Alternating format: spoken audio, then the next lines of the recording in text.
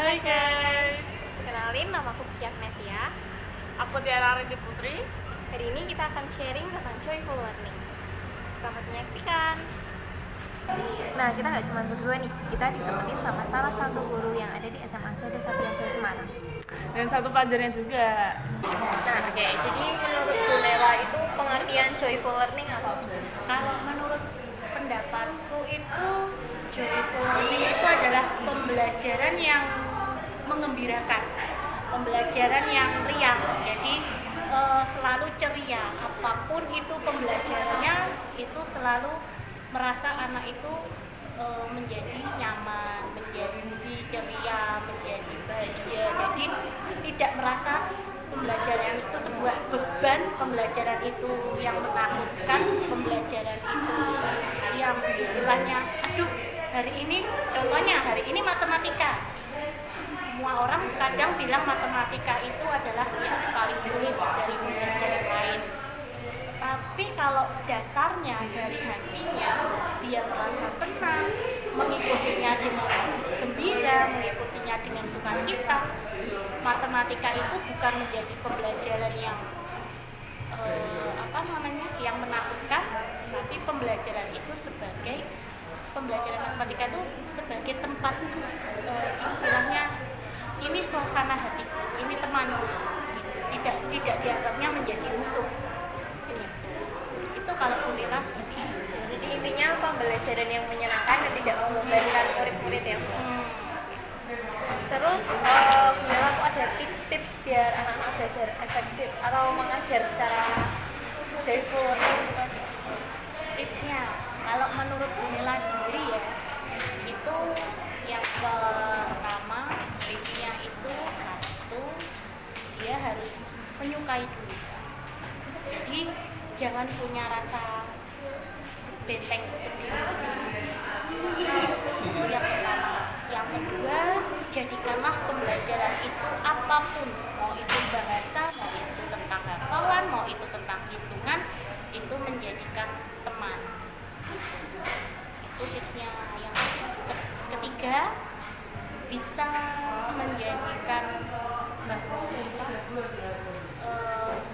kita buat situasinya itu jangan situasi yang tegang, tapi kita membuat situasinya selalu tersenyum. Apapun itu, entah itu gurunya galak atau gurunya mungkin ini kok aku kayak nggak suka gitu, terus akhirnya pembelajarannya nggak seneng. Nggak boleh seperti itu. Boleh tidak menyukai moodnya guru, tapi pembelajarannya juga harus disenangi, disukai. Itu tipsnya. Nah, jadi tips-tipsnya itu bisa teman-teman praktekin ya.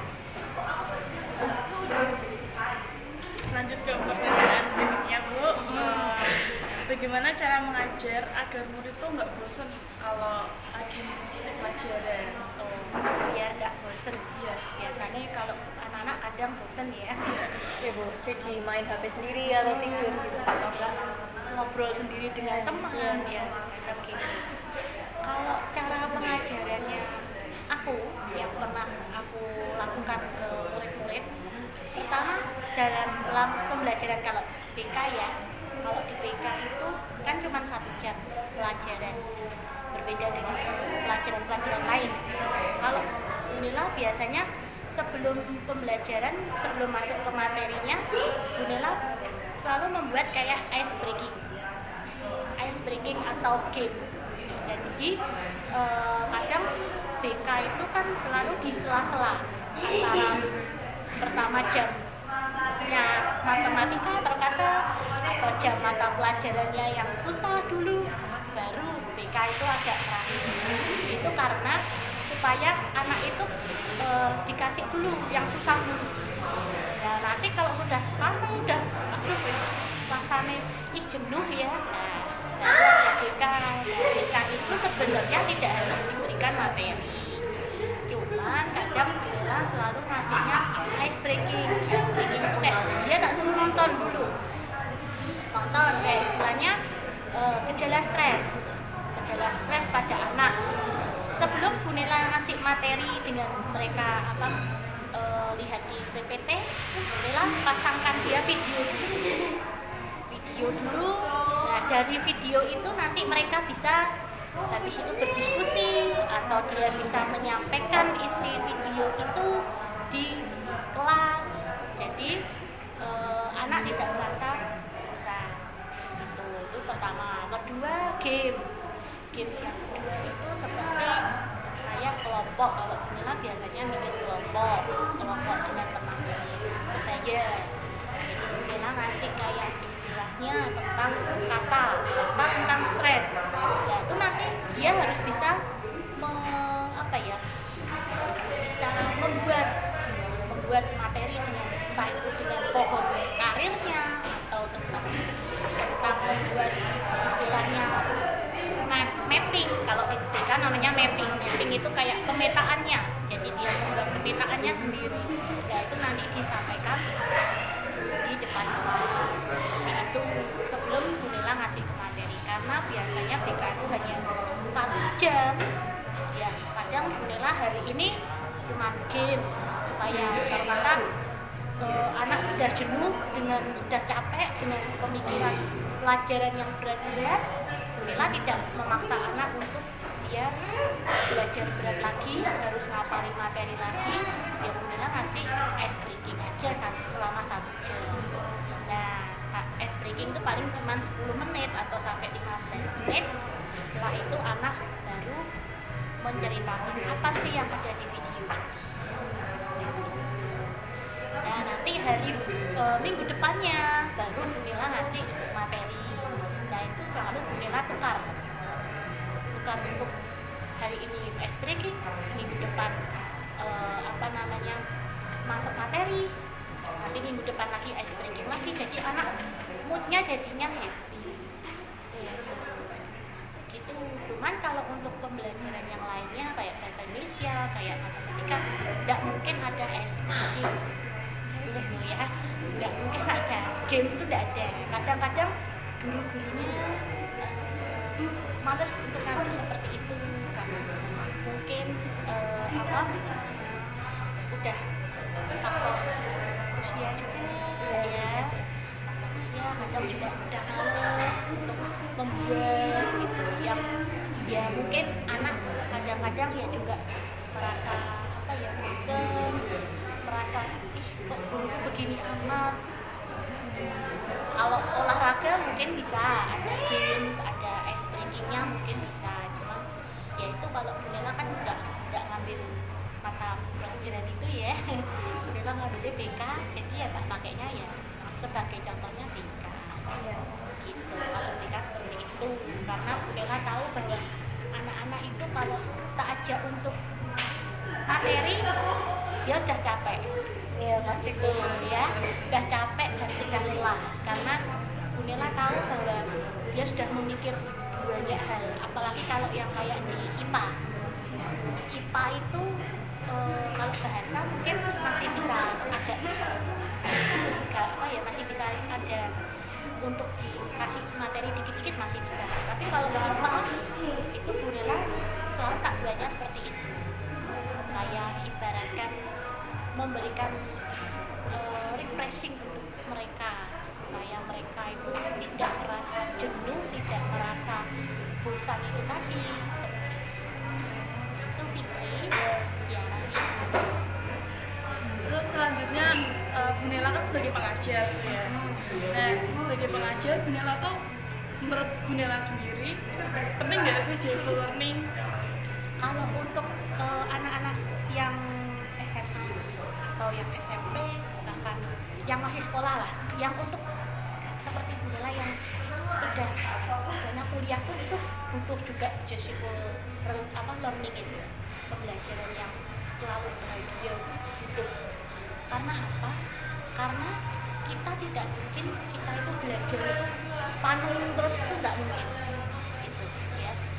Kita sudah ibaratkan sudah 24 jam, ibaratkan sekolah sekarang itu pakai kurikulum merdeka ya. Kurikulum merdeka itu berarti dari pagi sampai sore anak sudah capek. Nah, pembelajaran bahagia itu kalau menurut Bunila itu sangat penting sekali untuk generasi sekarang gitu. Jadi kalau ditanya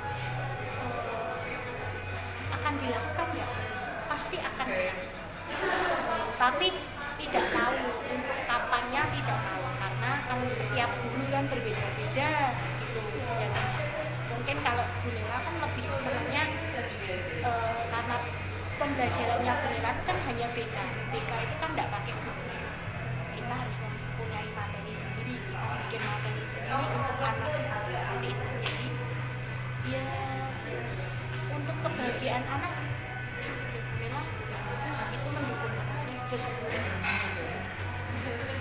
Ya, ya Bu. Terima kasih Bu sharingnya. Sangat bermanfaat gitu. Iya. Jadi tahu joyful learning tuh berguna banget buat anak-anak zaman sekarang. Gitu. Pokoknya ya jangan pernah pesennya cuma satu untuk anak-anak. Jangan pernah merasa bahwa belajar itu adalah beban, gitu ya. Belajar itu suatu menyenangkan untuk hidup kita, untuk masa depan kita, karena bagaimanapun ilmu itu tidak akan pernah pudar sampai kapanpun, sampai usiamu itu tua pun ilmu itu bakal kamu gunakan, kamu olah untuk kehidupanmu sehari-hari. Jadi buatlah pembelajaran itu seperti kamu mengenal seseorang habis, karena punya pacar itu kan bahagia kan, ya kan? Punya teman baru begini ya bahagia kan? Punya sahabat yang benar-benar sesuai dengan circle-nya juga bahagia kan? Nah, anggaplah pembelajaran itu seperti itu, apalagi yang kayak Vicky, kayak Tiara yang masih pertama kuliah. Ya, masih pertama kuliah tuh kalau semester pertama tuh masih semangat ya, karena belum pada tahu gitu loh ya, belum pada tahu ibaratkan isi nih kuliah ki opo tuh. Tapi kalau sudah sampai semester atas gitu ya, udah semester 3, semester 4 sampai atas gitu membuat skripsi, ya jangan sampai tidak bahagia ya, tetap harus bahagia. Pokoknya nikmatilah pembelajaran itu seperti teman. Ya, oke. Terima kasih ya. Iya. Nah, yang kedua kita akan sharing sama salah satu pelajar. Ya, sebagai pelajar, aku mau nanya. Yang pertama tuh pengertian joyful learning menurutmu apa? Joyful learning menurutku adalah sebuah pembelajaran atau proses pembelajaran yang menghilangkan kejenuhan para siswa dengan cara guru menyertakan games atau ice breaking di tengah-tengah pembelajaran. Intinya sama ya. Jadi menurutku tuh joyful learning belajar tapi sambil kayak diselingi games gitu ya. Yeah. Terus menurutmu ya tips-tips belajar efektif apa sih? Tips belajar efektif ya. Satu adalah berani mengutarakan pendapat atau berdiskusi dengan teman-temannya. Yang kedua, menganggap belajar itu bukanlah sebuah keterpaksaan melainkan sebuah kebutuhan. Yang ketiga, berani menyuarakan pendapatnya. Kalau misalnya guru itu menyampaikan hal yang salah, berani membenarkan apa yang guru itu mengatakan salah menjadi benar. Itu sih. Nah, terus yang ketiga, cara biar kamu enjoy dengan pelajaran tuh gimana? Yang pasti kalau aku ya, aku sendiri biasanya harus suka dengan gurunya itu sendiri. Kalau kita sudah nyaman dengan guru yang membawakan materi, pasti kita juga akan bisa masuk ke dalam materinya tersebut, bisa mengambil apa sih yang disampaikan Bapak Ibu guru itu ke kita supaya kita bisa menyerap itu dengan mudah. Jadi mungkin bahasanya juga diganti semakin mudah, mungkin kita juga bisa mengambilnya dengan cara guru itu dengan menyampaikan dengan games, jadi ya ice breaking itu kan lebih bisa masuk ke siswa. Jadi siswa tidak selalu tegang harus menghafalkan apa semua materi yang disampaikan Bapak Ibu guru. Dengan games siswa bisa belajar sambil bermain, belajar sambil berdiskusi, jadi lebih masuk pada siswanya. Nah, terus menurutmu sebagai pelajar nih, joyful learning itu penting nggak bagi siswa-siswa zaman sekarang? Kalau menurutku ya, zaman sekarang itu mungkin masih penting, karena dengan joyful learning siswa tidak perlu mengeluarkan effort yang terlalu besar untuk semua serba menghafalkan. Kalau siswa semua harus menghafalkan, pasti akan berat, siswa akan merasa kayak terbebani dengan hal tersebut. Makanya dengan joyful learning, dengan bermain sambil belajar, siswa akan merasa, oh aku di sini bukan cuma menghafalkan, aku bisa bermain, aku bisa bergurau dengan teman, bisa sambil mungkin berdiskusi. Itu kan siswa lebih enjoy, siswa lebih bisa mungkin berselancar di internet juga, membuka internet, membuka website-website yang sekarang sudah ada. Nah itu mungkin siswa lebih bisa terbuka pikirannya, semakin luas wawasannya, jadi siswa tidak terbebani dengan hal tersebut. Nah, itu dulu sharing dari kami. Terima kasih Robert. Nah, segitu dulu sharing dari kita. Semoga tips-tips yang diberikan Bunela dan Robert tadi dapat bermanfaat bagi kita semua. Terima kasih.